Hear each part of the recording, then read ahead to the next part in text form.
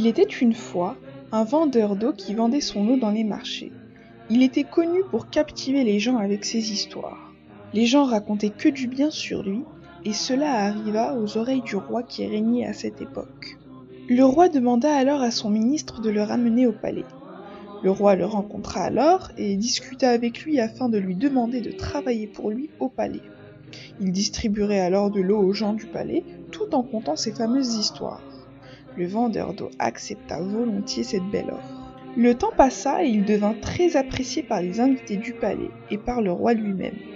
Le ministre, voyant que le roi était devenu plus proche du vendeur d'eau qu'avec lui, devint très jaloux à son égard.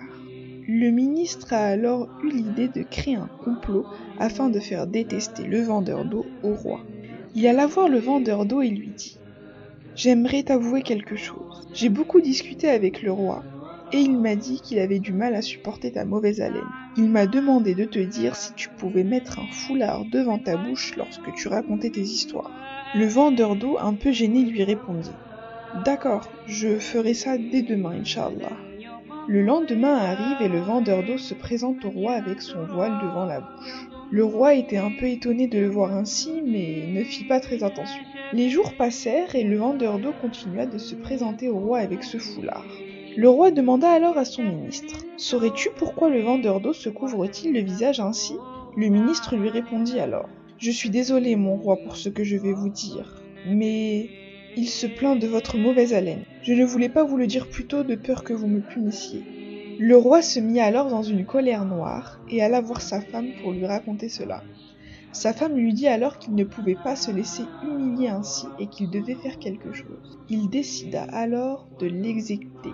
Le lendemain, comme à son habitude, le vendeur d'eau vint pour raconter ses histoires au roi.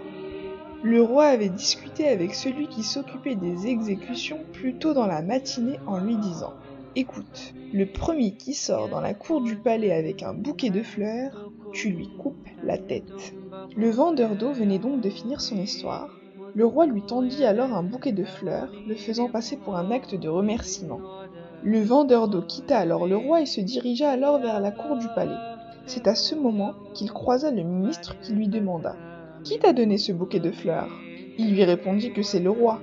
Le ministre rétorqua alors « Donne-le-moi, je suis le ministre du roi et je le mérite bien plus que toi. » Le vendeur d'eau ne dit rien et lui donna sans broncher.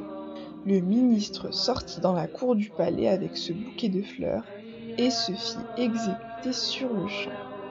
Le lendemain, comme à son habitude, le vendeur d'eau alla voir le roi afin de lui raconter ses histoires. Le roi, quand il le vit, fut très étonné car pour lui il était exécuté.